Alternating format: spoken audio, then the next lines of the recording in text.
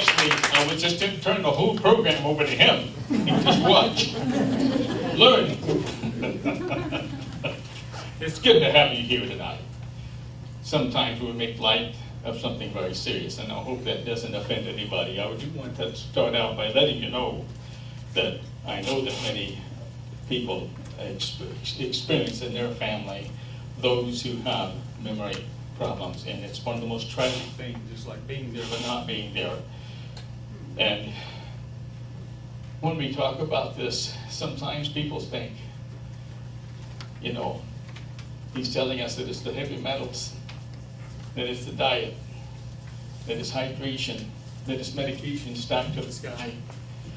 It's all these different things, and that's not a real pleasant thing to hear if you've had to suffer through somebody in your family going through Alzheimer's, and especially in its end stages. Very unfortunate.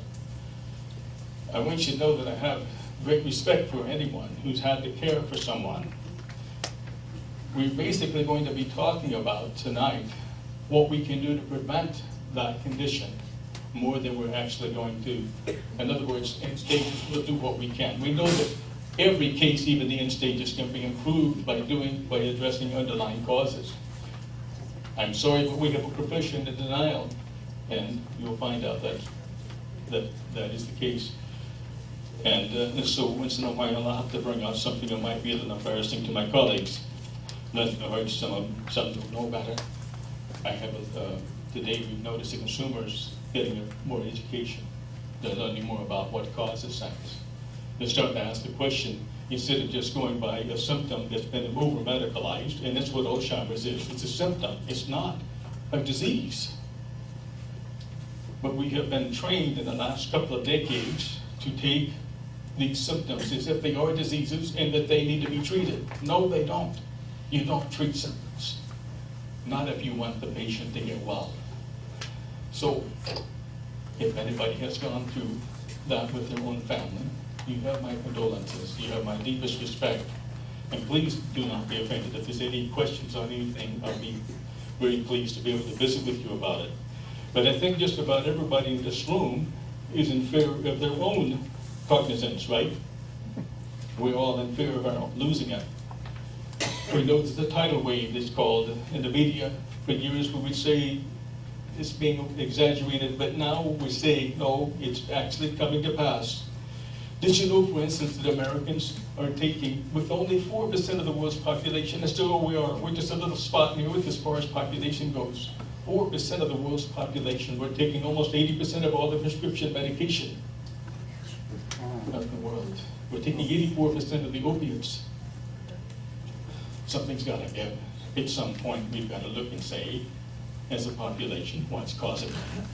What's causing 39 million diabetics today versus 3.4 million diabetics in 1978? What's causing cardiovascular disease to grow by 17 times when we have all these medications now to prevent it? And it's not. It's growing exponentially. When I talk to groups in the 1970s, I'm giving my age away a little while here. 1970s, I'd say, how many know somebody that's got cancer? And a couple of hands went up in a room like this. And they'd say, who do you know? And they'd say, well, I watched Marcus Welby last night. That's about as close as we personally, as a population, got to cancer. Today, if I ask that question, I'm just going to do it. I'm going to ask you the question, how many knows? Somebody. I could ask the children the same question and get the same answer. That's how much it's grown. Now, you say, what's cancer have to do with it? We came to hear about memory. It's all the same ball of wax. In fact, sometimes I feel like I'm talking as a broken record. I'm a behavioral medicine consultant. My job is to make models of how disease occurs. And so I take a disease and I say, this is what happens, da-da-da-da.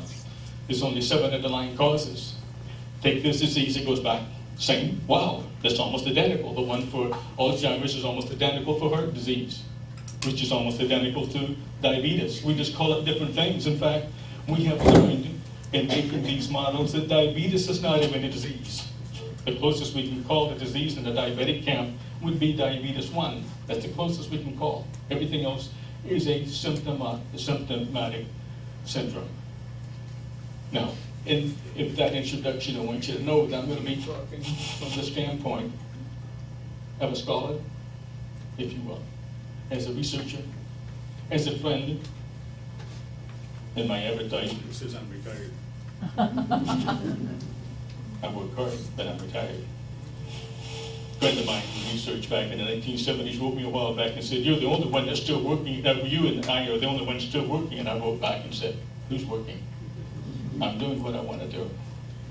And that is to wake up, my fellow man. I just came back from Louisiana where I was talking to health professionals, a whole room of, well, if their state convention, I was their keynote speaker. I told them exactly the same things I'm telling you. As a matter of fact, when they asked me, "Would you tell us in this presentation what you talk to consumers about?" I said, "I talk to them about the same things I talk to you guys about. It's just as new to everybody. And so I'm going to give you a lot of new stuff tonight." Harry and the gang got together for their Thursday night social with friends. "We went to a great restaurant last night," exclaimed Harry to his friend Bill. "What's the name of the restaurant?" asked Bill. Thinking for a moment, Harry asked Bill, "What's the name of that flower that smells good?" "Oh, you mean like a rose?" "Yeah, a rose." Turns to his wife across the table. "Rose, what's the name of that restaurant we went to last night?" As for me, not only is my short-term memory just horrible, but so is my short-term memory. Nuns of Mankato, one of the most poignant experiences I've ever had in my professional life and personal life has been the Nuns of Mankato. Actually, it's called Nun Study 1 now because they're beginning Nun Study number 2. It's out of Mankato, Minnesota. Are you familiar with that? The Sisters of Notre Dame. Did you have anything to do with that? Okay. I know where it is. I was invited as a scientific reporter because I had written for several magazines, and they wanted me to observe, and so I could distill the information and be able to bring back to the media what was found in the study. It was absolutely stunning. Now, in the case of these particular sisters, there were about 3,017, as I recall my memories. 3,017, ages 22 to 104. And they had signed a contract with the National Institutes of Health and the University of Kentucky to have postmortems when they passed away. In fact, it goes back further than that. Their lives were studied inside out. What happened to them? Because this particular group of nuns had almost no Alzheimer's. In fact, I was reading an update. There was no Alzheimer's until after the study. They started getting some. I don't know what changed. Maybe they started microwaving their food. I don't know what happened. But in the study itself, there was no Alzheimer's. And they couldn't figure out why.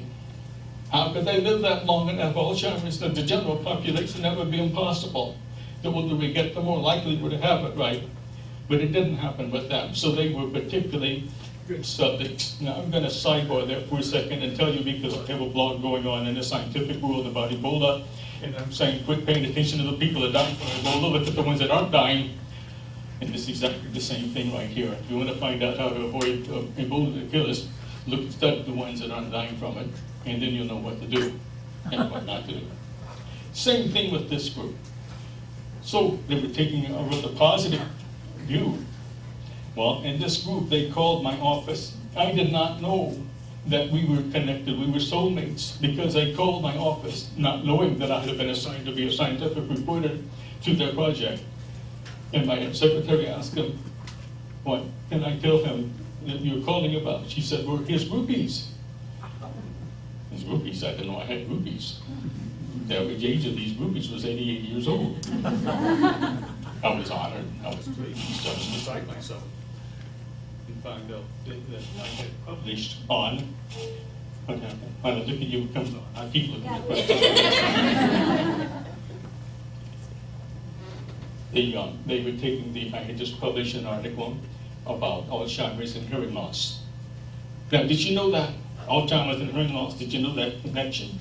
I invited the hearing center people here tonight just so you could meet them, because that's a component. So if you're in denial about hearing loss, you risk. And I'm going to show you a Johns Hopkins study that shows how much risk you have there. So take care of your hearing loss, okay? I'll just give you that little tidbit there. And these sisters were exactly on that same message. What happens? No, leave your hands down. No. Okay. I don't know what it is. I might need to go back. Don't turn that way. Don't look that way. Your body. Your body. But anyway, That sends a signal to the. they invited me to come speak to their group at the SHH groups, so the self-help for hard of hearing people. I was over there my first night here. So, you know what that group is, don't you? It used to be called SH, but now THLA, Hearing Loss Association. Okay. But they were in charge of the Minnesota group, and they had about 200 members. And they invited me to come speak to their state convention, which was downtown Minneapolis in the middle of January of about 1992, if I recall right. I landed the day before, clear blue skies, snow melted, short sleeve weather, thinking this is gonna be a piece of cake, only to wake up the next morning with 3 feet of snow and 8-foot drifts on both sides, at least they piled it up. So you couldn't, driving down to downtown Minneapolis, both sides about an 8-foot, like a cave. And there was no traffic. I was the only idiot on the road.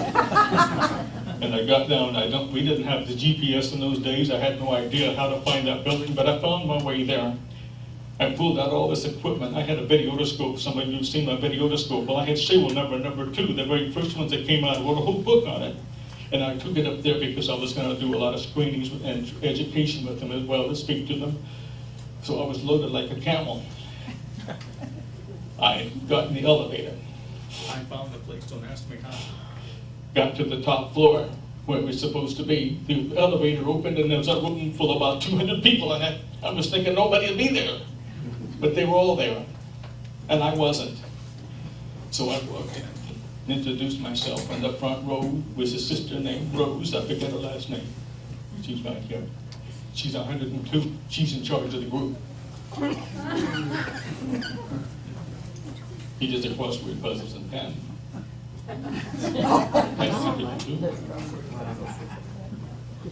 So 2 weeks later, I got word that she passed away. She was the first one of the group. There was bated breath among the research community because they were wanting to see if at that time we still thought the youth was flat. Or, no, what it was is we thought that the brain could not heal itself. It's the same thing as thinking the world's flat. So what happened was they did a postmortem on her. They opened it up. They found out they thought she would have no signs of Alzheimer's. She was the worst case they'd ever seen. Wow. Tau and the amyloid plaques and the tangles. It was a horrible mess, and they thought, wow, because they documented everything in her cognitive. She had showed no signs of Alzheimer's. Yet she showed the physical signs of it. They did closer, and they found that she had rewired everything.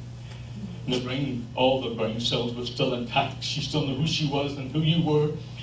I asked the sisters that knew her well, what happened to her in her last day? And they said, well, it was like a day, any day. She had us all lined up for spelling bee, and then she knocked us down like flies because we didn't know the words. And then when that was over, she sat down at the piano and went, boing, time to sing. And she led us in song vigorously for about 15 minutes. Then she said, sisters, I'm tired. I'm going to lie down and do my crossword puzzles and pen. She didn't wake up from that afternoon, the evening after. Now, 102 years old, no Alzheimer's, but all the physical signs of it. She blew the whole thing. If we zoom forward, every bit of the research that was, of the big finance research that took place from 1992 to 2012, you will find that that study was totally ignored. And I'm going to show you as I go. But we had, and I'm going to come back to that. I want to show you here, I don't know if you've seen this. One of my doctoral students sent this to me. And I was so touched by it that I wanted to share it with you. Actually, I'm going to, maybe to come on. I'll tell you what I'm going to have to do because it's too large and I can't control it. So I'm going to see if I can You'll have to excuse me for a minute. So I'm going to go to tax manager. You think I could be with you and Jesus for a minute? Jesus loves me, this I know, for the Bible tells me so. I used music, because when speech is gone, music, especially with Gladys Wilson, it was religious music, because there's emotion tied to it and safety tied to it. So I used her old church songs. Jesus loves me. Yes, Jesus loves me. Yes, Jesus loves me. The Bible tells me so. What I did was, when she moved, I moved with her. And when I was singing, because she didn't sing with me, so I matched the intensity of my voice to the intensity of her movement. And pretty soon, for a split second, we became one person. Jesus loves me. Yes, Jesus loves me. The Bible tells me so. So at one point, when she got very quiet and very peaceful, and my voice became very quiet as hers and very peaceful, and my breathing slowed to her breathing, she pulled me to her, and I moved with her.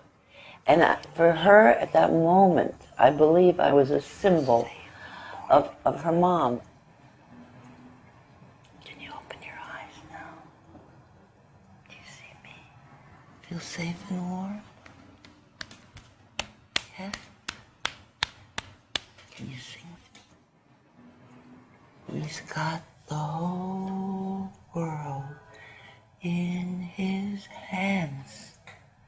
He's got the whole world in his hands. He's got the whole world in his hands. He's got the whole world in his hands.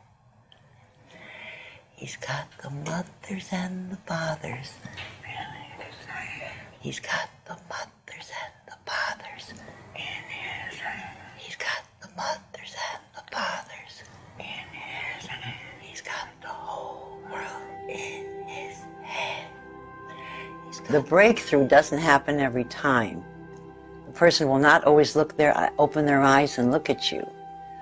But if you keep trying, and you keep centering yourself, and really look at that person, and really mirror their movements, maybe not this time, but the next time you come, you'll have a communication. You feel safe. You feel safe? Yeah. With Jesus? Yeah. And me?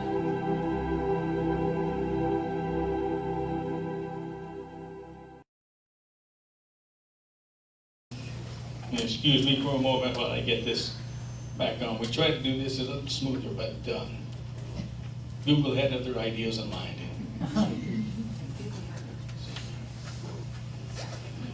Healthy brain versus severe Alzheimer's. We have two models up here. The first prevailing model that has been used, we have a seat for you up here.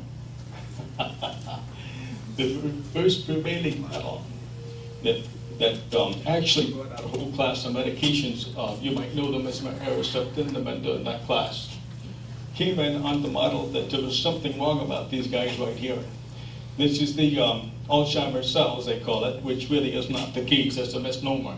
It's not Alzheimer's cells. Actually, that would occur just simply by having diabetes, having a substance in your tooth, and not having your teeth fixed. There's a lot of things that can cause that. It really has nothing to do with Alzheimer's, as you'll see in a minute. Healthy cells over here. Now, the interesting thing is, because we got this from one of the universities that did a project for the pharmaceuticals on this, is that they did leave a couple of things in here on the healthy cells. The most important factor sitting right there, that little bright thing. There's a lot more of them than this. Actually, that's probably not a very healthy brain. But there should be a bunch of those. Does anybody know what that's called? It looks like a little starship floating around. It's bright. And It's astroglia. It's a floating myelin. Myelin is the insulation on the nerves. If you have neuropathy, you've got a short in your insulation of the nerves are shorting out. It's a similar thing to multiple sclerosis, so that's the extreme for most Alzheimer's, most neuropathy cases is simply a matter of getting the acidosis down so that the inflammation will go away, and then finding a way to grow back the myelin. We have the same thing in the brain. We lose our myelin, but it can be regrown. Now, it can't be regrown if you're on acid reflux medication, which brings us another little indictment to our current system, because we have between 60 and 80 million people taking it year-round. So if you're taking acid reflux medication for years at a time, you're going to lose astroglia, and you're not going to have any way to reproduce your astroglia. There's several medications that cause that, that block it. But probably the most egregious one is the acid reflux medications. Now, listen to this to me, and I'm not telling everyone, don't take a medication that I tell you is absolutely the problem, but just work on the problem, solve the problem before you get professional guidance if you want to come off of a medication that I happen to mention. But coming back to this, on the healthy cells, the astroglia, when the astroglia disappears because of years of oxidation and oxidative stress, and from inflammation, infections that are not attended to, stenosis in the neck, and those kinds of things, injuries that were never attended to, what happens is the body replaces those astroglia with the amyloid plaques. The amyloid plaques are there like a little minefield. Now, the astroglia's role is to plaster itself over a neuron when the free radicals come at it. To give you an idea of how common free radicals are, if you're taking Coumadin or a blood thinner or too much aspirin, and you're taking aspirin, period, and you reach in your pocket and you come back up with the back of your hand black, it's bleeding out of the skin, and it will release a current of unpaired molecules called the free radicals. Those will make their way through the blood-brain barrier, and they will find a good, healthy cell somewhere, like a good neuron in the brain, to take the charge away from it. It just touches it and it takes the charge. It is only half a charge. The neuron dies. The role of astroglia is to plaster itself over that neuron and to keep it from happening. As a matter of fact, the astroglia is quite intelligent. It's got a lot of neurotransmitters. It has its tentacles everywhere and knows what's coming at it until there's no more, and you finally lose it. Then the body responds by making these right here, hoping to make a minefield that makes it difficult for anything to reach the neuron. Now, how we got off on this tangent in science of thinking that this was the problem that causes the dementia, I don't know, but I know it's wrong. I put a proposal to my doctoral students to look at all the independent research, and I'm going to have you a distillation of that. I've got 4 points I'm going to give you on that in a minute. But I'm going to bring you over here now to the new model. This is the model since this has been absolutely so discredited. We went from 16 million people taking in the United States, taking Namenda and the Aricept class of medication, whose mission was to destroy this and clear it out. Is if the person's going to think clearly. It was never demonstrated in objective research that anybody thinks more clearly when you take the amyloid plaques out. All I did is just take the body's last gasp away from it so that the free radicals could attack the neurons. So now we're about 5 million or less. I don't know what the exact number is. Last year it was about 5 million people. So he's losing his popularity because of the research. Coming to this model right here, what they call this shrinking brain model. And you're going to see pretty soon why I brought the hearing people with me, because it has a lot to do with the brain shrinking. But there are other things that cause the brain to shrink also. I better quit looking at you, Francis.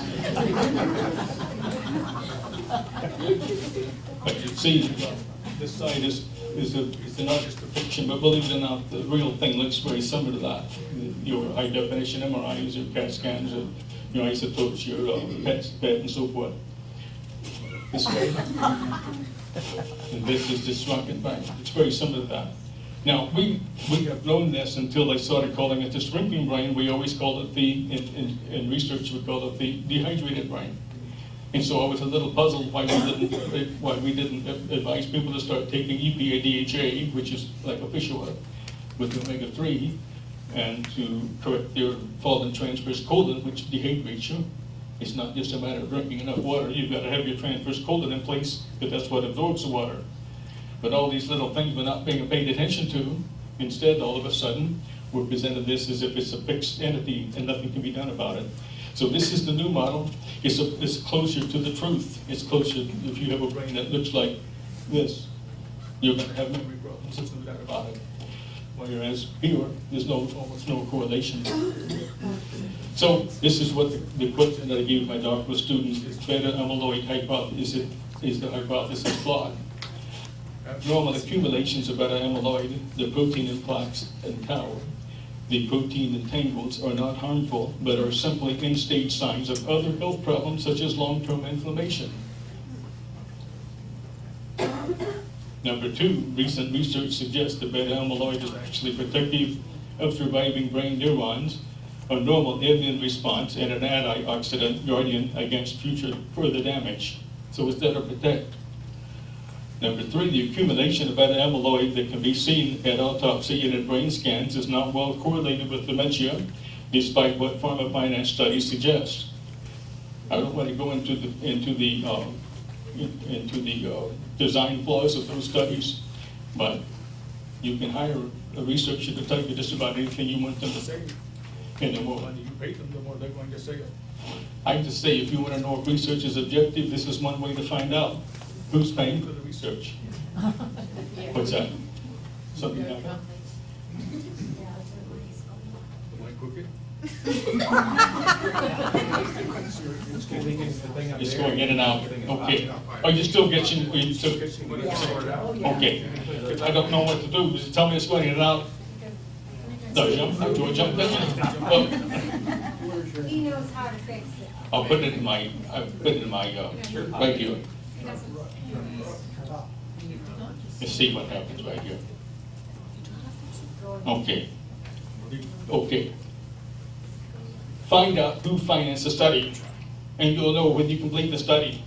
If the ones that finance it have something to gain, I'm not saying that it's wrong, I'm just saying, could be. Number four, focus on these abnormal proteins has crowded out funding needed to research other more promising hypotheses and over-promotes questionable diagnosis and medication.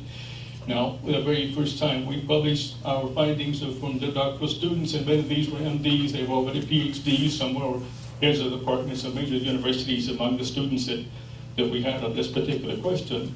I started getting hate mail from Sweden. And I didn't know Sweden had anything to do with it, but they did. And so there's a lot of feeling out there. There's a lot, a lot of money at stake, billions and billions and billions of dollars if you want any medication to come out, $1 billion. In other countries that bring out new medications like the new nanoparticles, I'm on the committee for that right now, nanoparticle for cancer, targeted research, targeted treatment. In the United States, we have this thing, you better spend $1 billion and you can't do it, no matter how promising, no matter how much it works. So what happens is, outside the United States, some of these promising methods are being used to do a lot of things that we're not allowed to do in the United States, at least it's not covered on, I won't mention the name of it, but all the others, okay.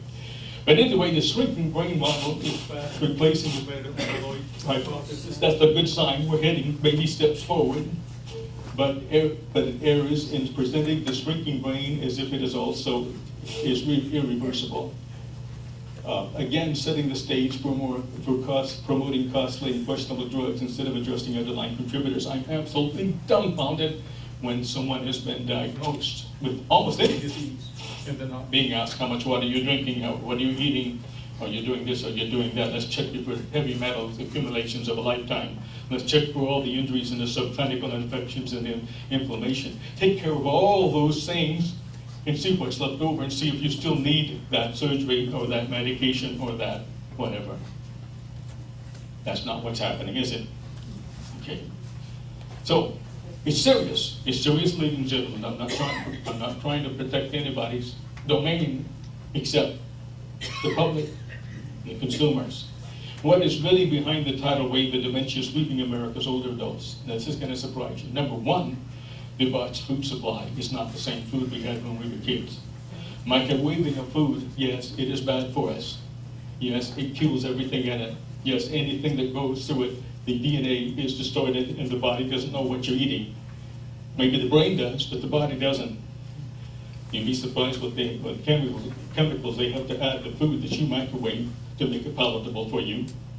Smells wonderful, doesn't it? Come home from work, fellas, get out of my car and watch the oh man, neat dinner. And we eat it, and our body pays us back all night long. Microwave food. Chronic dehydration is a biggie, along with increased consumption of caffeine and high fructose. Did you know we're drinking as a population 5 to 6 times as much caffeine today as we ever had? High fructose, yes, your body knows the difference. Your brain may not know the difference, but high fructose corn syrup, it's a GMO, that will give you heart disease and a few other problems, as well as rising lead and other heavy metal accumulations in the U.S. population. And see, I named all these things, and you say, well, that's what causes diabetes. Yes, it does. That's what causes heart disease. Yes, it does.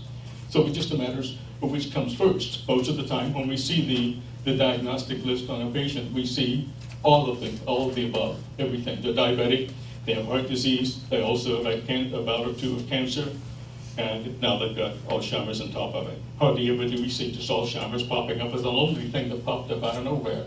That's almost unheard of. Number 2, rapid over-medication of American older adults. We give our older adults 4 times as much medication as other advanced nations. Long-term multiple medications contribute to dementia, period. There's no question about it. We've been long concerned about it in the mental health field. One of my areas of expertise, and I'm a trained psychologist also, although my main field is in the behavioral medicine, is why we're taking people with cognitive problems and little kids with attentional problems and not addressing underlying causes, instead giving them medications on top of medication, on top of medication. 20 medications later. Rampant overdiagnosis due to failure to test and correct hearing impairment before mental health diagnosis. I've said it until I'm hoarse, I'm going to say it again. I said it all last week. I said it the week before in Mississippi. I said it last week in Louisiana. I've said it probably to every crowd that will stop and listen in the continuing education quiz somewhere. And many of my articles published everywhere. I was even invited and disinvited all in that same breath to be in a committee on a largest Alzheimer's project that had happened up to that date, simply because I said, did you test their hearing first? No. And you're already compiling data? That means the diagnosis happened. Older adults have hearing loss, period. Very few do not. And the older they are, the more likely they have it. Correlation's 92%. 92% of those with dementia have a hearing loss that needs corrected. Okay. No mental health diagnosis of an older adult is valid until auditory function is tested and corrected. I say that to every group everywhere I go. Now, from the NINDS 1 study and hundreds of other studies since, we learned that regardless of one's age, there are always physical health factors underlying developmental for the children and cognitive disorders for the older folks, such as memory loss.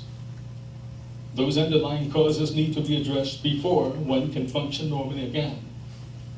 When underlying problems are rectified and certain therapeutic tasks are instituted, individuals can and do regain lost development and function to varying degrees. But they do regain, they do improve. Every bit of improvement is worthwhile. The 3 main components underlying all dementias. I'm just going to cover this in brief as a summary. First is physical, diet, hydration, exercise, sleep. We have some diseases that are strictly based on sleep. Did you know that? Like about 95% of the fibromyalgia, no sleep. If you want fibromyalgia, don't sleep. Or sleep setting out, you get it. It's the major component. It's not the only component, but it's the major component. Same thing with Alzheimer's. Toxicity, meds, metals, substances. It does matter what we put in our body. The alcohol, the drugs. We don't need more drugs. It's a big movement, more drugs, and based upon justifying it because of alcohol of all things. We don't need that. What we need is something that's good for us, don't we? And infection, injury, and degeneration. And that's just the physical side. We go to the next one, lifestyle, mental health, life traumas, and stressors. Yes, those can be overcome. One of the things psychologists are lamenting all over the United States right now is the loss of psychotherapy, the loss of counseling. They don't do it anymore. They give you a pill instead. It's scary. Mourning a loved one is not clinical depression. I tell that to general practitioners who've had no training in that, who give you a prescription for it. That's scary. Lifestyle matters. The traumas we have, the stresses we have, life, it does matter. Positive, substance abuse and substance use. It's meant to be used. Abused. If it's used and it's not good for you, it creates and sets the stage for dementia. Genetics are not really the bogeyman that we've been made to believe they are. As a matter of fact, I would say that you people are the best of the best. You survivors are the survivors. All those that came before you had to survive plagues and storms and drownings and beatings and wars and starvation and freezing to death. So the ones that sent the genes on through the line went through everything before you got it. And so you're the best of the best. The genetic gifts, I call them. But it's become a thing to say, well, why is my cholesterol high? Genetics. Your grandfather gave it to you. It just happens to be that, yes, we all, for the last 5 generations, lived across the street from a smelter, and we all have exactly the same condition. The only thing that's genetic about that is everybody that lives across the street from a smelter all their life is going to have certain problems, aren't they? Developmental and degenerative. Those are the kinds of conclusions that should be drawn rather than saying you have it because of genetics. Genetics, we find in research, is barely at 8 to 14%. I'm going to stress it out because some studies go as far as 14% of what happens to you depends on genetics. 12% is the ceiling for chance. So just 2% above chance. In truth, everybody in this room is genetically related 99.9999999 until tomorrow morning at 3 o'clock we finally hit the last 9. That's how close to related we are. So if one has it, all will have it. We're human beings, Homo sapiens. Okay. Genetics, DNA telomeres. Now that's where it's at. DNA telomeres. That's what we do. That's what we work on it at the Digicare Behavioral Research and also at Circle Pain Clinic. When we get down to DNA, you want your DNA strands long, right? I'm going to talk about that a little bit more. Telomeres, that's a new word for some people, but there's lots of research going on. It's wonderful. Mitochondria, ATP, adult stem cells, all those things are part of the package of genetics. So let's look at genetics in a more positive light and not blame everything that we can't explain on genetics. A new open systems model for memory loss. All disease models need to be open systems models because the brain, the body, the brain is open systems. It's not closed systems. We're not. You don't raise the hood in the brain and check the spark plugs, do you? You're the total, the sum of all the parts. No, you take the sum of the parts and you're exponentially much more than the sum of the parts. That is called open systems. It's quite complex actually because there's a lot of other things. I did mention a word called trait personality. When trait personality falls outside the norm of society. Like if you go to school and you just happen to be a really enthusiastic, inquisitive kid, all of a sudden you're abnormal. And you'll be treated as something else. Let's give them a drug like cocaine. No, we call that's not cocaine, that's called Ritalin. Okay, but it's the same thing. One's synthetic, one's from a natural source. Give us a bad name.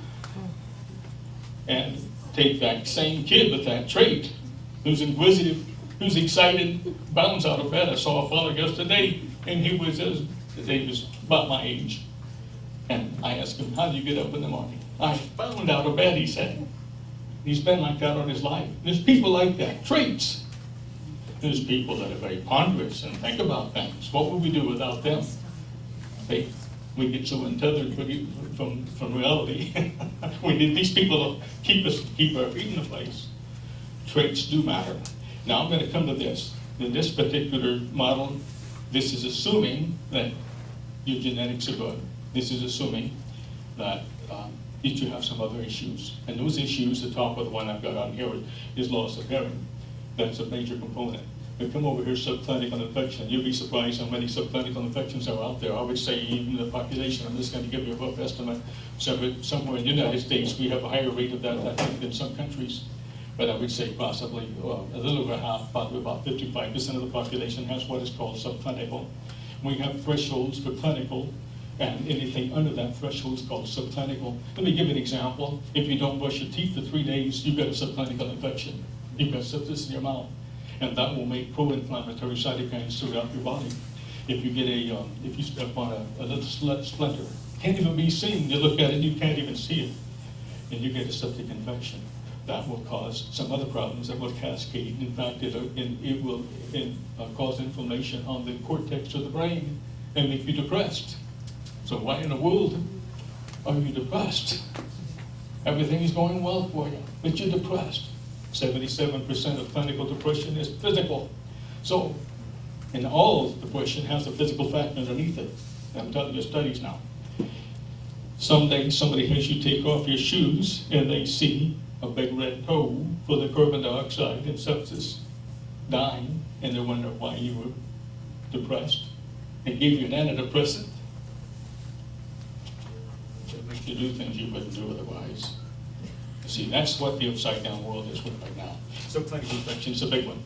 You need someone that's attuned to that. Toxicities, heavy metals. When's the last time we asked you, did you used to be a welder? Did you do a lot of soldering? Did you live across the street from the smelter? Were you near a steel factory? Were you a truck driver? Did you work for the railroad? Were you an airline pilot? All the fuel has tons of, your airline fleet still has lots and lots and lots of lead. But all you have to do is be the baggage handler, and you'll have tons of lead. All you have to do is drink the water, and you get lead. Breathe the air, and you have lead. We have more lead in the population today. I wish I could give you an hour on that alone. Well, we don't have the time for it, but I've been telling you, someone's got to be conscious of that. Toxicities in food additives. What makes, let's say you got a bottle of soda pop, and it's a beautiful, unnatural color red, or natural color yellow, or orange. What makes it that way? See? And you just say the dye, but let's go a little further. What keeps it from separating? There's a substance in there that keeps it from separating, and that substances make so many diseases. Rats die from it. In fact, rats die from anything that is synthetic. They will die from the sweetener, aspartame. They will die from aspartame. But humans die slower, much slower. So slow that they never come to grips that that's what's causing all these aches and pains and inflammation they've got. So if you need someone that's conscious of that, polypharmacy, do you really need to take 5 medications for blood pressure? And you say, well, only 2 for blood pressure. This is to slow my heart down. This is to raise this up. This is to do that. And I say, wait a minute. All of these lower blood pressure, or what else do? They raise blood pressure. The same medication, whether in nature or in the test or in synthetics, can both lower and raise blood pressure. So you're getting 5 blood pressure medications and everyone's going home thinking the problem's solved. In the meantime, you're losing your memory and you've got inflammation in your brain from taking too many blood pressure medications. Shake your hand and it's so cold. It's like you just walked out of the icebox. Your feet are freezing all the time. There's something very unnatural, something very amiss, something very negligent, something very egregious that we call that solving a problem, creating another one. Causes memory loss, unhealed injuries. The time you broke the track was showing off for the jungle gym, throwing off cervical 7 and thoracic 1, causing a stenosis that no one's ever said anything about. But that's this too. And no one ever thought that was a problem. Why don't you get it fixed? It doesn't take surgery. We'll talk about that in a minute. chronic dehydration. Medications, all medications cause dehydration. In one of my books I talk about, we did a study on all the medications that dehydrate people, and we were flabbergasted. We had to stop naming the medications and just name the classifications. Those alone took several pages. Just the classification of medications that dehydrate. More micronutrient. Now I'm going to mention this for a second because we keep talking about nutrition. Ascorbic acid is not vitamin C, okay? They're two different things. It doesn't occur in nature. The vitamin A that you get that's been fortified synthetic into your food is not vitamin A. The body doesn't know what it is. It's very toxic. Vitamin D is even worse. D2, which is the one that's prescribed, you look it up, it's got a lot of side effects. The body doesn't know what it is. It's not D2. They say you need more vitamin D, but specify what you mean. What you need is sunshine. And you need live dairy products instead of the dead sterile things that we have today that we call dairy. You see a lot's changed. We're missing the micronutrients. If you take any single nutrient and you look at that nutrient under the microscope, electron microscope, and you map out the biochemistry, what you're going to find is a universe. You're going to find it so complex. It's a universe into itself. And that's what the body's hungering for. Not this oversimplified where everything, the amino acid chains are not there, the enzymes are not there, the cofactors are missing. That is not nutrition, but that is what we call nutrition today. Your community of solutions. Circle Clinic, we offer that tonight, that we're giving the presentation so that you can get a biomarker assessment without charge. As a matter of fact, those that will avail themselves with that will get a copy of 2 of my small books here. How to Get Your Health Back is the first one, and the one in the back is How to Raise Your Body's Cellular pH. Cellular pH, not blood pH. There's a big difference. We also have the hearing centers, so you've got a handout from them in your folder there. Have your hearing checked. You work for your mental health. You work to your memory. Have your hearing checked. Those handouts are out front. We didn't get them here in time. Sorry. Right, school.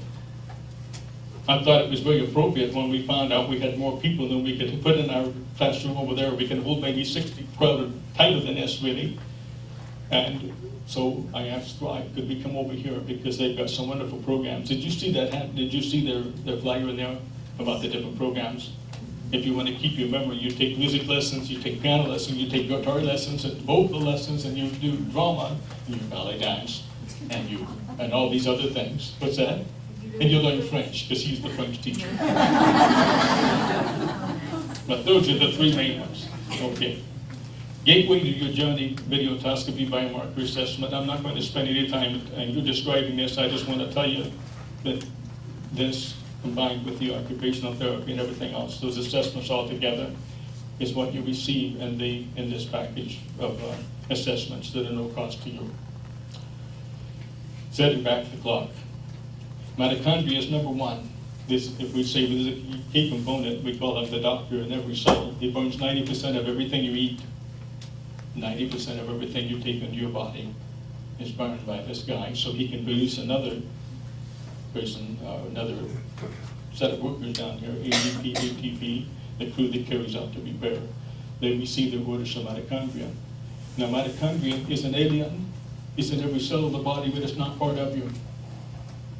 Really, we don't know. There's some things we don't know, and that's one of them. We don't know where it came from, but it was not part of humankind. It was a gift. We can't live without it, but it repairs us. He reads the DNA, and the usual thing is he doesn't even speak the same language as our DNA because he has his own. He's a foreigner, so he's got RNA to translate for him. Ribonucleic acid. He's the DNA translator for Dr. Mitochondria.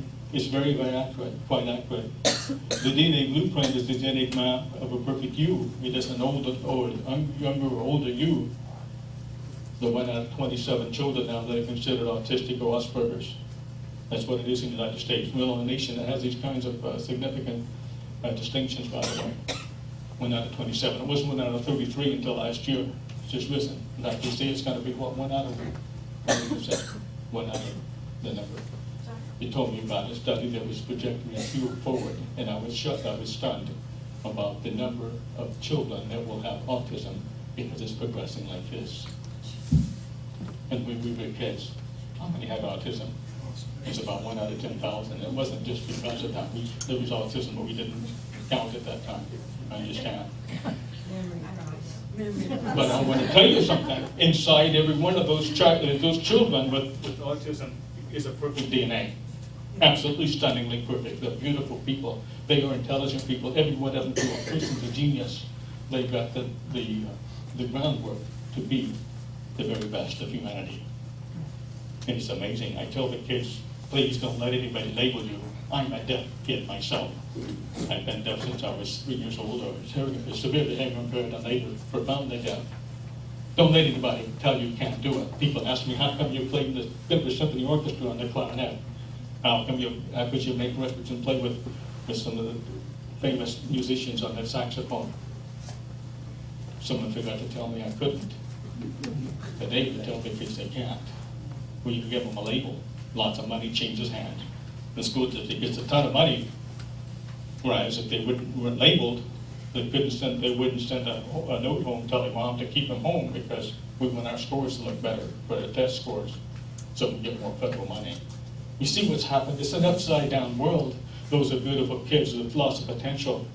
I wrote a paper about 10 years ago, and that's when the problem was not nearly as bad as it is now. It was entitled, What Happened to the Autistic Kids When They Grow Up? As adults, we couldn't find them in the population because so many of them outgrew their autism. In fact, more outgrew their autism than did not. Where's those statistics? They're not front and center. Instead, we're putting it all. He was born 5 weeks early. He's autistic. He didn't start speaking till he was 4 years old, and he only knew 2 words, and he won't look you in the eye. So they know he's autistic because of that. Oh, I have a son, autistic son, so I have a lot of emotion with that. Telomeres are the shoelace ends of your DNA. As the shoelace end unravels on your shoelaces, what happens? Your shoelaces unravel, and they get shorter and shorter and shorter and shorter, and pretty soon you gotta go to the store and buy some new ones. But you can't do that with DNA. You just die. It gets shorter and shorter, and it's called aging. Now, these research, I mentioned the word telomeres. I don't have time to talk about it, but it's so exciting, I can't help but tell you this. In that we can lengthen our telomeres. We can make them stronger. And when we do the process of making telomeres stronger, the consensus in the scientific community now is that it will increase this. Current research, strengthening telomeres can add as much as 10 to 15 years to one's lifespan. That's the missing piece, ladies and gentlemen. Why do the Japanese live 12 to 15 years longer than Americans when you account for differences in infant mortality? It's because they have stronger telomeres. They're omega-3 people. Americans are not. We're omega-6 people. And we're sicker because of it, and die younger because of it. Okay, adult stem cells is another frontier, and I don't mean that the $250,000 therapies that you fly across the country and come back and they grow your adult stem cells in a petri dish. That's fine. I have nothing against that. But that's not what should be mainstream. What should be mainstream is you producing your own adult stem cells and using therapies that actually make those adult stem cells turn into the cells that you need. New cartilage, new bones, new soft tissue, new nerves, new myelin sheath, new astroglia, to be able to rewire the brain so that like Sister Rose at 102, you can do crossword puzzles. And adult stem cells, that's the frontier. It's wide open, ladies and gentlemen, and there's only a handful of professions that even approach that. Lawrence talked about massage. Massage is being nice to adult stem cells. It's being nice to DNA. It's being nice to mitochondria, giving us what it needs, oxygen. It doesn't work without oxygen. It's being nice to those things. When we talk about aromatherapy, that's the ancient medicine. We have some medical grade essential oils now that will stop inflammation on a dime. I was looking for the study that I had in my notes, but I left it at home. I had 2 briefcases and I brought the wrong one. It was a study on a new drug. It claims to be able to stop within 15 to 20 minutes, memory loss. It's really quite stunning. There's a very select population that they used, but it was consistent. The only problem, you're not quite down to diabetic neuropathy. It hurt like crazy. Otherwise, you wouldn't know it hurt that bad. And then in the process, the pro-inflammatory cytokines shut off because mitochondria's on the ball. He sends the workers in there with the cleanup crew, the macrophage cells, to cut off all the dead cells and everything and the waste from it all. And the pro-inflammatory cytokines turn into anti-inflammatory cytokines, and within 1 minute, you can't even remember which toe it was you hit. That's how fast and how amazing, how marvelous, how miraculous your immune system is. I gave you that example because that's probably the caricature of just about everything that happens in our body. Adult stem cells. Introducing truly effective deep cool laser. I would estimate that deep cool laser, once it's finally used and mainstreamed and finally covered by insurance and all these other things, when it's done right, will replace about 90% of the surgeries we see in the United States today. About 90%. When you use deep cool laser and you're taking, and you're having your adult stem cells being stimulated at the same time, and you're taking live protein cells, you're going to produce this in your back. You're going to get the soft white hyaline cartilage in the upper back, in the neck, and you're going to get some height back. We lose 5 inches of height by the time we're 80 years old on average. You can get most of it back. In the lower back is a harder cartilage, weight bearing. In your knees, your tendons and so forth, they can grow back. It just takes a lot longer. But the core therapy is deep cool laser. That's what they do at Circle. Deep cool laser goes deep and lasts long if oxygen is to the site of lesion. So if you look at a study that's questionable on results and using deep cool laser, find out what they did to get the oxygen to the site of lesion. And I'll guarantee you, if it's poor results, they didn't get oxygen to the site of lesion. Same thing, they have to remove carbon dioxide. Carbon dioxide is where infection occurs. That's where neuropathy occurs. That's where inflammation occurs. That's the garden that you grow cancer in, and the process and other things. Toxins. You have to remove the toxins and the carbon dioxide. In a body whose cellular pH is at 7.45 on the Krebs cycle, oxygen at least 98%. Having oxygen at 95% does not cut the mustard. That's safe. 92% safe. 97% getting there, but 98% is the beginning of getting well. Never settle for less than 98%. Do what you have to do. And it's not found in a steroid or a nebulizer. It's found in growing new cells for the lungs for those who have COPD or that have the bronchial problems, if they have asthma and so forth. So that can be overcome. Dr. Mitochondria, given the tools, can do it. Building blocks for repair of cartilage, bones, soft tissues, and vascularization. Resolution of subclinical infections. You've got to do something about those teeth if they're a problem. If there's a bacteria trapped underneath in a root canal, underneath the crown, it'll dog you all the way. Your blood sugar is going to be high. If you have persistent blood sugar above 300, you're not a diabetic. You have an infection. Did you hear what I said? There's no such thing as diabetes that's above 300. 280 really is the line. You go above that, it's not diabetes anymore, it's an infection. Find the infection. Most of the time the infection is pancreatitis, but it's not hard to test for it. It's a syndrome of problems. It's very, very hard to detect clinically.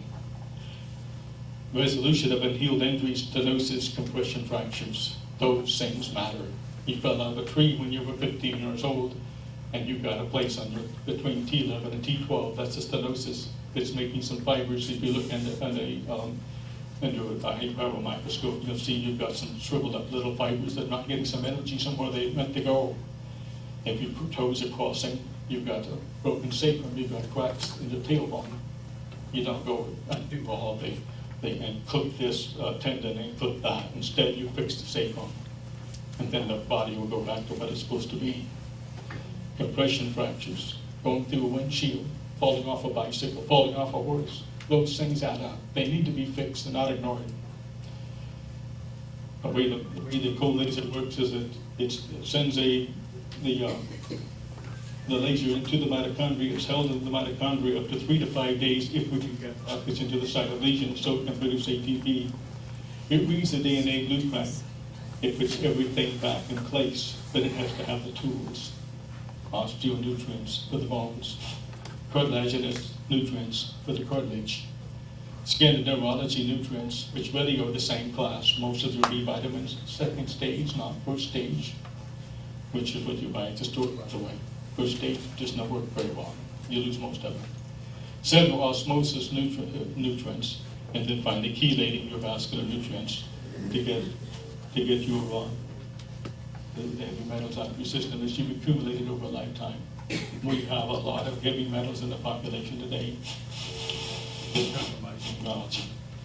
The Soapy Wellness Lab. I brought this up. We have 2 of those over there in the Soapy Circle pain clinic, and there's some really neat. This is Japanese technology. This is the ERE machine that brings the nerve energy on a negative pulse coming up from the feet, and it works its way up, treatment after treatment after treatment, till it finally reaches the top of the cervical spine. This is the E-Power machine that raises the potential, the electrical potential of every cell in the body, enough to light a bulb. This is the what is called the Soapy far infrared bed that oxygenates your blood at 200%. It's a little bit like a hyperbaric chamber, but it goes through the blood rather than compressing from outside and lasts a lot longer. This is used to make the cold laser more effective. Massage is used to make it more effective. Aroma touch therapy with medical grade essential oils, which is the science that's been with man almost time beginning. If you go to the catacombs of the Egyptians, you'll find that they used them back then. They knew exactly what they used frankincense for, to make new cells. They knew what they used thyme for, THYME, to make inflammation go down. They knew what to use cypress for, to carry it all the way to the bones and make inflammation go down within seconds. See, and they knew all this. It was in their journals. They had medicine, and it was called essential oils. That is the new medicine that's coming out. It's growing like wildfire, and it's coming up through the grassroots. But all of this prepares and makes possible for the cold laser to do the rest of the job. So this is an invitation to set an appointment for free biomarker assessment for you and your family before you leave tonight. There's a free gift for you that I mentioned a while ago that has a collection of recordings that go clear back to 1965 with my band. 17-year-olds, you want to find out what the kids used to do when they were on top of the world in math and science? When we had the top SAT scores were 250% higher than they are today. Did you know that? For the graduating seniors. We were at the top of the world in math and science. Today we're at the bottom. And we can't get out of there. Of all things, we institute this Common Core, it dumbs it all down. So when you graduate, you just might have an 8th grade education in math. It's absolutely scary, but these are the gifts you get. And you'll see what the kids used to do and what the kids need today. They need music in the schools. I'll come back to that. Johns Hopkins study. I'm going to talk about the hearing for a second. 2011 severity of hearing loss tracks degree of Alzheimer's risk, so that your mild hearing loss, you have double the risk of Alzheimer's disease. Moderate hearing loss is not been corrected, you have 3 times the risk, and severe hearing loss 5 times risk. Get your hearing checked and corrected. You save your hearing. Here's another one that's Johns Hopkins. This came out in April 2014. Absolutely stunning. First of its kind. 126 subjects, aged 56 to 86. They tested and they found that they have faster brain shrinkage than the normal hearing do. And the worse the hearing loss, the more shrinkage they had. It was associated with communication and memory suffered greater shrinkage in hearing loss subjects. Studies investigators suggested that early hearing loss intervention would reduce brain shrinkage. So it's a missing piece of the pie. Again, I say no mental diagnosis of an older adult is valid without first checking their hearing and correcting for any loss they have. Then when that's corrected, we can get back to the business of diagnosing mental health. Otherwise, it's not valid. It's flawed. Introducing right brain to left brain. And this is going to be interesting for you, I hope. The right hemisphere of the brain is utilized for aesthetics, art and music, emotion, expression. It sees the whole. That is the fellow you married, ladies. Out underneath the stars, all the time in the world, thinking of all the things we're going to do in our lifetime, and the world's our oyster, and we can do anything we want, right? And that fellow was right brain. If you want to find a caricature of him, a mental caricature, you'll see him walking down the road without a care in the world, with a guitar slung over his shoulder. That's his right brain. The left brain, on the other hand, He's always he's using for math and deduction. He'll keep the checkbook balance for you. Abstract thought. He'll make sure everything's square. The port sucks. He squares it up. Sees only small parts of the whole. That's the guy you became after you married him, by the way. We need both. We need both. The corpus callosum is the tiny area that connects the right and left hemisphere. This little area right here. If you're autistic, you don't have much there. In fact, that's the one defining feature. I'm absolutely stunned at the research. It still says it is the frontal lobe. Yes, personality is based upon the frontal lobe, but it has more to do with the corpus callosum, two hemispheres. What's amazing is that some of them become savants.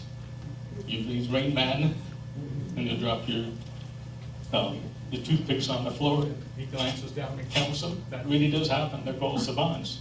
They hear Mozart at one time, and they're only 5 years old. They sit down on an organ and play Mozart, or Brahms, or Handel.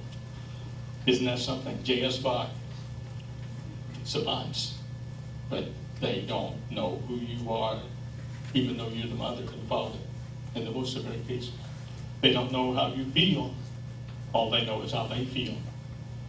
You call them to eat. They don't have a connection to that. And that's hungry.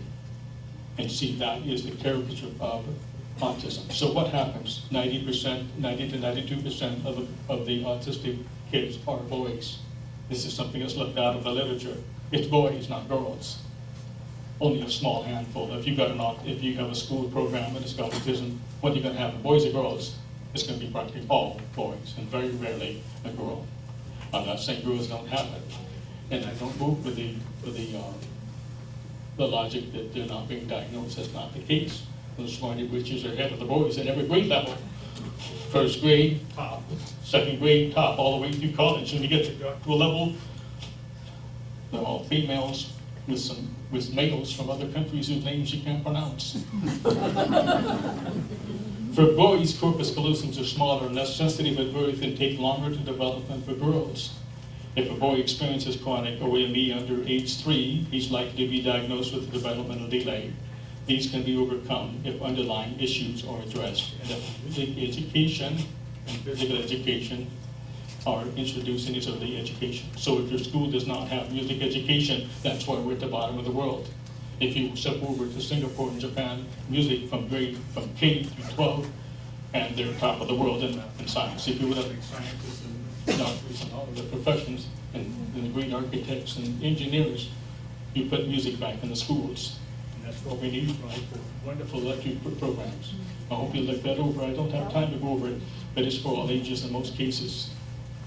If you see an elective on there that you want that she doesn't have it available for the age, just say, well, pretend I'm 8. I have to skip this and go right into the concert because of the time. But I went to just tell you for a minute that what you're going to hear wasn't supposed to be. Someone forgot to tell this kid he couldn't play the clarinet. When they said, Max, what do you want to play? I didn't say clarinet, I said saxophone. That was a extra instrument, see? Or not sure. Play the saxophone until you learn the clarinet, right? They told you the same thing. No saxophone to the clarinet. Like Benny Goodman. So, I knuckled down, and I took the advice of all the adults around me and the famous musicians. I even had a stepfather who played with the Dorsey brothers. Clarinet, he said, Max. Clarinet. The only problem is I couldn't hear it. Started at age 10. By the time I was 12 years old, tried out for the Denver All City Band. He said, you got in. I got a letter in the mail. We didn't have email then. You got mail. Said, letter in the mail. And they said, you were chosen to be. I had tried out. I played Mozart's Concerto in A, 12 years old. Couldn't hear most of what I played. A lot of clicks, which were more audible to me. And they said I was chosen. So I showed up, and there was about 150 kids or so. I don't know the number. It's a big number. And I'd never seen anything like it before in my life. And these kids were good. Kids at 12 years old in those days played like the Philharmonic today. They were good. They were really good. We played some tough music. And so I just knew when I saw first row of clarinets, second row of clarinets, third row, that my seat had to be somewhere back here. I didn't know. So I sit down in an empty seat. And a boy came up behind me and sat down. Pretty soon everybody was seated except him. And he tapped me on the shoulder and said, "Your name, Max. They're calling you." I had no idea. Hadn't heard my name since I was 3 years old. So they had an empty seat in the first seat of the clarinets, first clarinets. Wow. I went up there. I was stunned. I sat down. I played. Afterwards, the director said, "Who let you in? Is there a mistake?" And I asked him, "What was wrong?" He said, "Well, your high C was flat." I said, "Flat? What's that mean? Was my click not right?" And that's what it was to me, a click. But anyway, we got through it somehow. Bruce Gerald said, "Oh, state band, the same thing. I'm going to play a little bit for you." So I'm going to be that kid that played. In fact, some of what I played, I could have played when I was a kid. Now I'm going to play some numbers on the saxophone. I had the saxophone when I was 12 years old. They had tryouts. They said, "You've got to pick a tough song. You're going to compete." So I picked Dave Brubeck's "Take 5" and 6 sharps. Boy, that was the toughie. But I got it down, and I got the chair in the jazz band. By the time I was 15 years old, I had my own jazz band. When I was 17, we made our first long-play record, and you'll have 4 of those songs right there on this CD. I think you'll be stunned to find out these were all 16, 17, 18-year-old boys in this band. We play music, you close your eyes, you see that's just like one of the top professional groups. Absolutely stunning. But that's what kids did then. So here I am now, 66-year-old boy, deaf. Have a cochlear implant, can't tell one note from the next. All the notes sound the same to me. I hope they don't sound the same to you, though. Otherwise, I'm going to be playing one note all night long. I'm going to play you 4 songs, yes. Turn off your mic before you start playing. Yeah, I will. I need about 5 people everywhere I go. One to tap me on my shoulder. One to tap me on my head. Like I do my dog this morning. One that he was chewing on his leg. I didn't want him to know I'm not mad at him. I just don't want him to hurt himself. So I need a crew to tell me these kinds of things. Thank you. Now I'm going to play some songs. Each one has a significance to me. "Over the Rainbow" is probably one of the few songs in my childhood that I actually understood both the words and the music. Not that I recall actually hearing it, but I remember singing the sheet music to it. And I use it as a warm-up song in the tenor sax. Do I have any sax players in the room? But, sax player, tenor, alto. All of them? Okay, we need you in our jazz band, by the way. Thursday night, we're going to be real to me tonight. Tuesday night this week. Any of the sax players? Okay, sax players. Somebody raised their hand mentally. I thought that yes, okay. So it was the theme song. "Over the Rainbow" was the theme song for Australia. I'm going to play that for you. I used it as a warm-up song for a long time, and finally decided, by golly, that's a song I think people might want to hear. Have you seen the movie Australia? Very touching. If you haven't seen it, go get it. Please go get it. Write it down, Australia, and go get it. It's one of the greatest movies of all time. It was only shown in about 5% of the U.S. theaters, very limited. But outside the United States, it was the most popular movie in the decade worldwide. Very powerful. The same song in that, and a powerful story, and humorous. Not good all get out. It's long. You'll love that movie.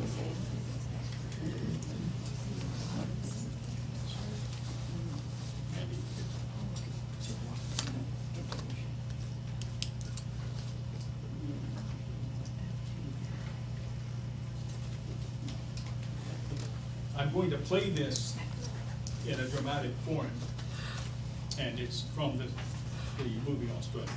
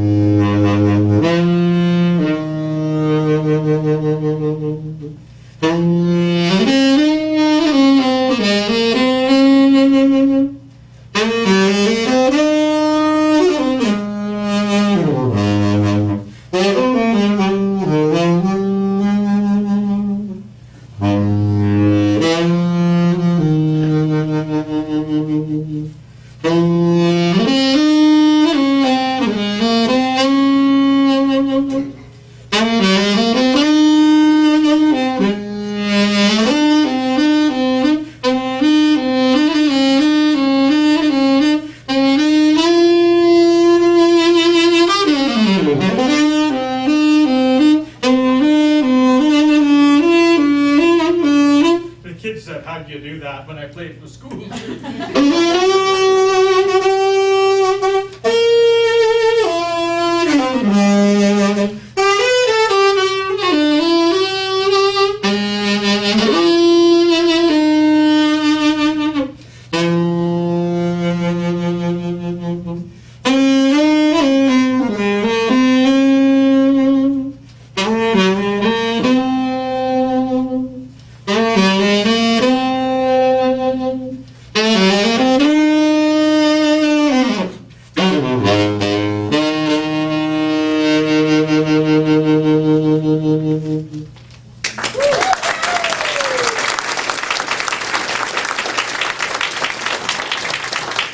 This is from the 1965 record. I'm sorry, we don't have that in this recording, but it was on the same record. It didn't survive time.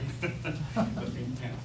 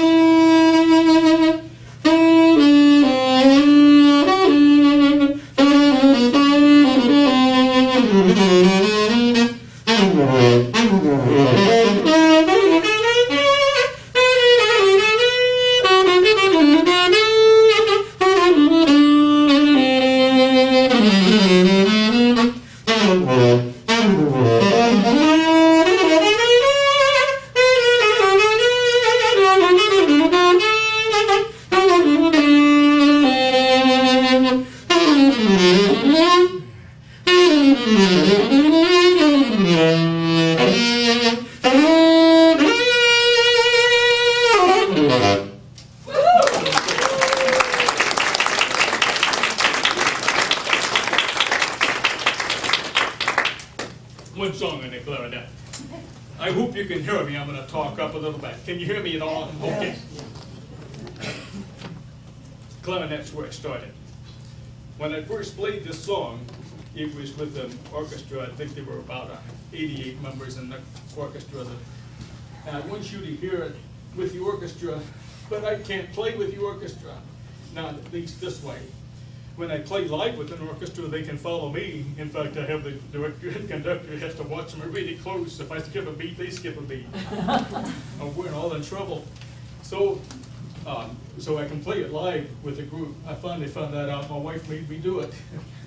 And when I went to Japan, they wouldn't take no for an answer. So each time I go over there lecturing and to their national conventions and so forth, they have me play a concert. And so I find myself doing the impossible that I thought I wouldn't be doing anymore because I can't hear the people I'm playing with. But I want you to hear it like the deaf man hears it. I hear the orchestra, I hear the violins in the front row, the second violins, the third violins, I hear the violas over here, I hear the cellos, a whole row of cellos, a lumbering bass. Oh, what a wonderful sound. It's just so rich. The bass has so many harmonics that go to the sky.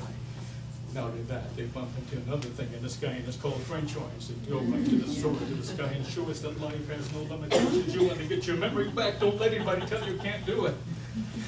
You fight to get it back. You fight to get your health back. Don't anybody tell you you got to settle for it. Nothing can be done just because they don't know what to do. Doesn't mean you can't find out what to do. Sky's the limit. That's what French horn's all about. The funny little sounds like the oboes and bassoons. We need those more, don't we? Personalities that just absolutely make up the human family, if you will. We have flutes, we have piccolos, we have clarinets, we have bass clarinets. We have the saxophones, the trumpets, the trombones, the baritones, the tubas, the percussion. Oh, you can't believe. And I want you to hear what I hear with this song. Because I'm going to hear the orchestra, and I hope you do too. It's called He Loves Me. The most important person in my life is the Savior. I'm going to play a song about him.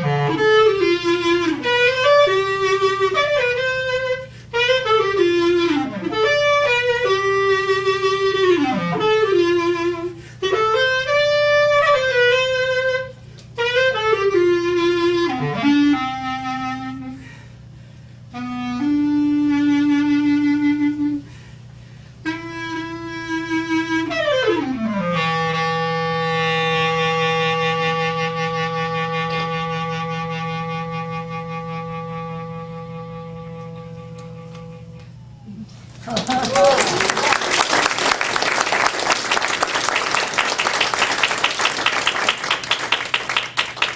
you very much. I'm going to close now.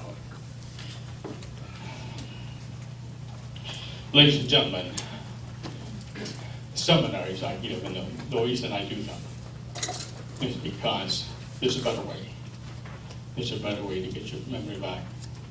It's called fixing everything. Take music lessons.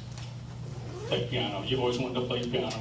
You want to find out the smartest people are piano players, followed by the violin players, followed by the clarinet players. Somewhere in there. I go to a school and I say, who's the smartest kids in the school? And they'll point to a boy over here. They'll point to a girl over here. And I asked the boy, what do you play? He says, French horn. Does anybody know what he said? Nobody knew he played French horn because there's no band in school. Or if there is, it's a marching band, that's about it. So I asked the girl, what do you play? And she plays piano as a concert pianist. They're the top of the class. Every single school, your valedictorians are always musicians. Top of the corporations, every single time. It doesn't matter if his name is Bill Gates, Charles Belen, any of those people, they're all musicians. Be a musician. You saw what happened to this lady that had not spoken. That was a live demonstration right there. I was so touched by it.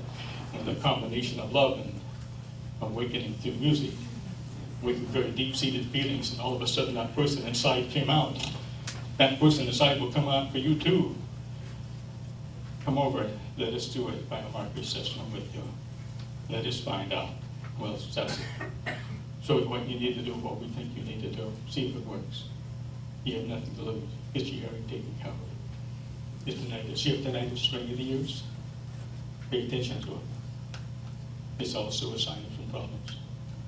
I don't have time to go into that, but you need to know blood pressure goes up and you have hearing loss. Be quick, the blood pressure goes down. Take care of these things, ladies and gentlemen. The answers are right here. Those acres of diamonds are right here in our own very backyard. Thank you so much. Thank you.